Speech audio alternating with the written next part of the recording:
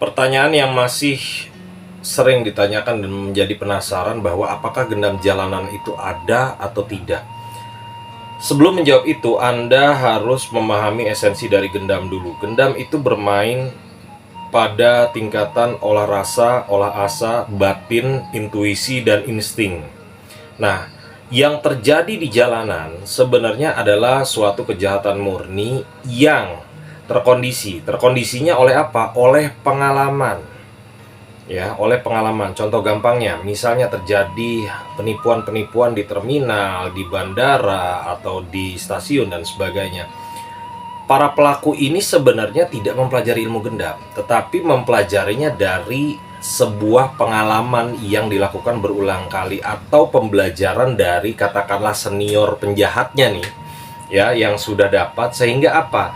Sehingga itu mengolah asanya, mengolah rasanya, mengolah instingnya dia, mengolah intuisinya dia. Oh, yang ini begini nih, yang ini begini, yang ini nipunya begini, yang ini ngambilnya begini dan sebagainya.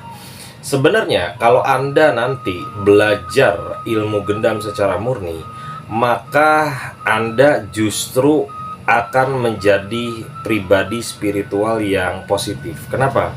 Anda bisa melakukan terapi kepada seseorang, Anda bisa memprogram ulang, Anda bisa membuat kewaspadaan atau pagar gaib dan sebagainya.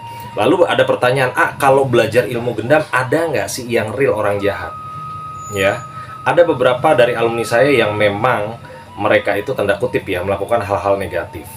Ya, saya tanya, sehari dari apa yang Anda lakukan itu menghasilkan berapa? Saya sehari dari jam 6 sampai jam 12 malam itu sekitar 300 sampai 500 ribu.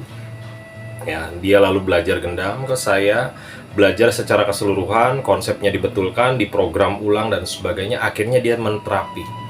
Menterapi ya, dalam hitungan 15 sampai 30 menit satu pasien itu 300 sampai 500 satu pasien. Ya, 2 pasien, 3 pasien mendapatkan lebih. Lalu saya tanyakan kembali, enakan mana? Enakan terapi, Kenapa? Yang dulunya tadinya saya malak toko, saya jadi pemagaran gaib. Yang tadinya ngasih tanda kutip ya hanya 50, sekarang dikasih 250, 300 untuk biar tokonya laris dan sebagainya. Yang tadinya saya dibenci banyak orang, saya malah dicari banyak orang untuk apa? Terapi kesembuhan, anaknya yang nakal menjadi lebih baik, rajin ibadah dan sebagainya.